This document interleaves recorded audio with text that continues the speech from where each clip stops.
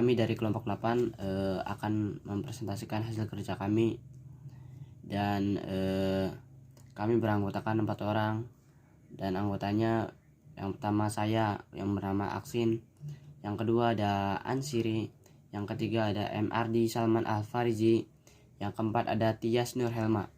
Oke, langsung saja kita ke presentasi yang pertama. Dan pokok pembahasan pada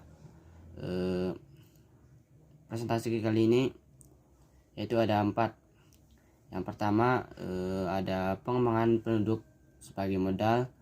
Yang kedua ada pengembangan kurikulum 2013. Yang ketiga ada keseimbangan antara sikap, keterampilan, dan pengetahuan untuk membangun soft skill dan hard skill.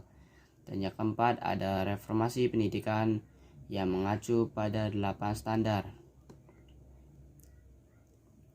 Oke, kita yang pertama. Yang pertama ini tentang perkembangan penduduk sebagai modal.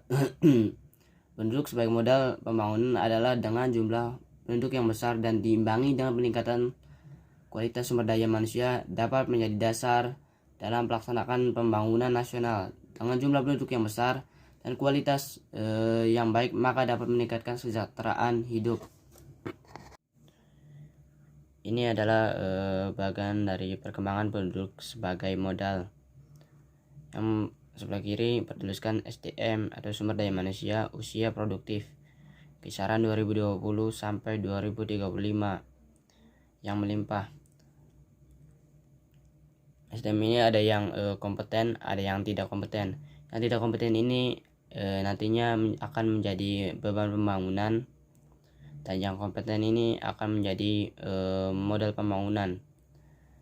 Dan yang tidak kompeten yang menjadi beban pembangunan ini bisa ditransformasikan melalui pendidikan dari kurikulum, PTK, Sapras, pendanaan, dan pengelolaan. Ini bisa menjadi nantinya menjadi modal pembangunan selanjutnya.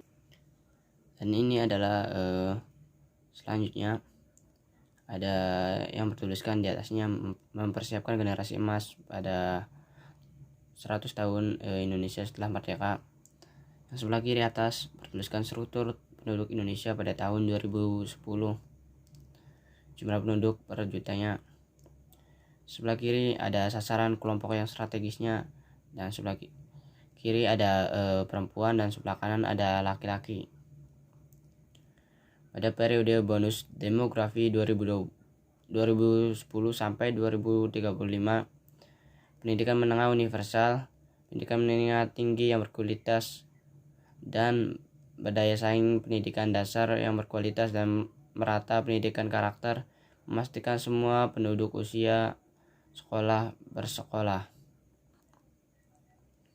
Dan di bawahnya ada tulisan politisasi, pendidikan dasar berkualitas dan merata, pendidikan karakter, memastikan semua penduduk usia sekolah bersekolah. Dan sebelah kanan bertuliskan ada generasi 100 tahun merdeka atau usia pada tahun 2045.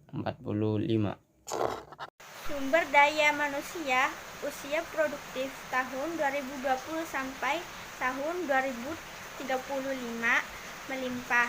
Nah, perkembangan penduduk, di mana terkait dengan perkembangan penduduk saat ini, jumlah penduduk Indonesia usia produktif 15 sampai 46 tahun, lebih banyak dari usia tidak produktif, anak-anak berusia 0 sampai 14 tahun, dan orang berusia 65 tahun ke atas. Jumlah penduduk usia produktif di mana mencapai puncaknya pada tahun 2020 sampai 2035 tahun.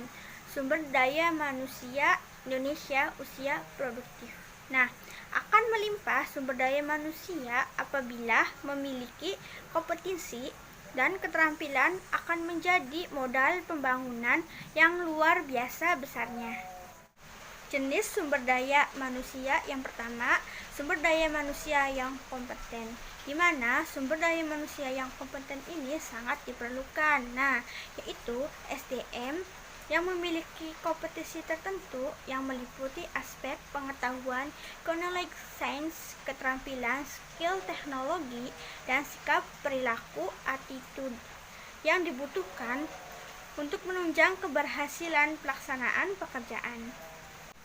Yang kedua, sumber daya manusia yang tidak kompeten, di mana sumber daya manusia yang tidak kompeten ini sangat diperlukan, yaitu sumber daya manusia yang tidak memiliki kompetensi tertentu yang meliputi aspek pengetahuan, knowledge, keterampilan, skill teknologi, dan sikap perilaku attitude yang dibutuhkan untuk menunjang keberhasilan pelaksanaan pekerjaan. Bismillahirrahmanirrahim. Untuk yang selanjutnya itu pengembangan kurikulum. Nah, jadi di sini juga ada beberapa poin ya, dari berpusatnya pada guru menuju berpusatnya pada siswa, dari satu arah menuju interaktif, lalu dari isolasi menuju ke lingkungan yang jejaring. Nah, pendidikan yang sesuai dengan kebutuhan masa depan itu hanya akan dapat terwujud apabila terjadi pergeseran mindset atau perubahan pola pikir.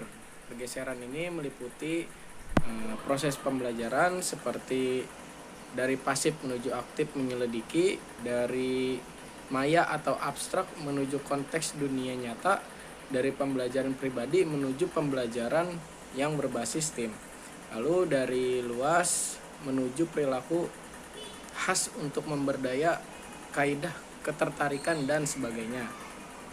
Lalu untuk yang selanjutnya, tujuan pendidikan nasional. Nah, tujuan dari pendidikan nasional ini ada 4 ya teman-teman. Yang pertama itu ada penataan pola pikir dan tata kelola, pedalaman dan peluasan materi, penguatan proses, dan penyesuaian beban. Lalu tantangan interaktif dan eksternal pengembangan kurikulum 2013. Nah, jadi tantangannya itu dibagi juga menjadi 2, yaitu yang pertama tantangan eksternal.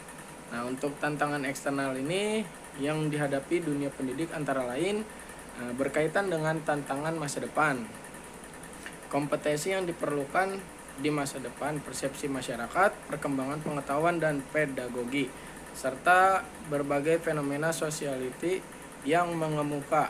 Nah, arus globalisasi juga akan menggeser pola hidup masyarakat dari agraris dan perniagaan tradisional menjadi masyarakat industri dan perdagangan modern seperti dapat terlihat di WTO, ASEAN Community, APEC, dan AFTA.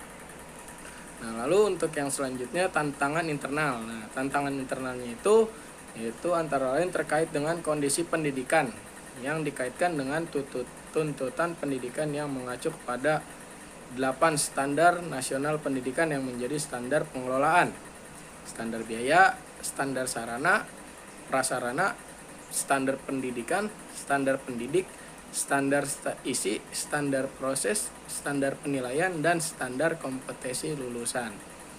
Nah, untuk yang selanjutnya akan dilanjutkan oleh teman saya. Sekian dari saya. Wassalamualaikum warahmatullahi wabarakatuh.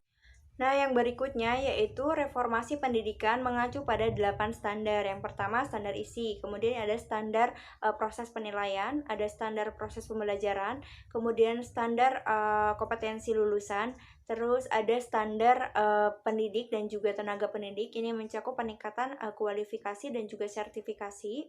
Berikut juga pembayaran tunjangan sertifikasi uji kompetensi dan juga pengukuran kinerja. Yang berikutnya ada standar sarana dan prasarana, yaitu rehab gedung sekolah, kemudian perpustakaan, RKB, kemudian laboratorium. Dan yang berikutnya ada standar pembiayaan, yaitu berupa dana BOS, kemudian bantuan siswa miskin, kemudian BOPTN atau bidik misi di PT. Yang berikutnya ada standar pengelolaan, yaitu manajemen berbasis sekolah.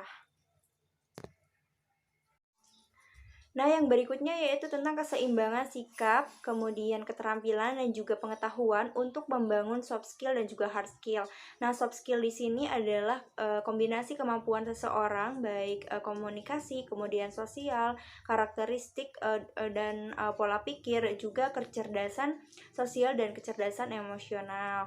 Nah, adapun hard skill itu sendiri yaitu suatu kemampuan yang dapat dipelajari melalui latihan, kemudian pengulangan dan juga pendidikan. Nah, salah satu karakteristik dari kurikulum 2013 ini adalah mempunyai keseimbangan sikap, kemudian keterampilan dan pengetahuan untuk membangun soft skill dan juga hard skill peserta didik baik dari tingkat SD sampai tingkat SMA. Oke, itu sekian dari kami.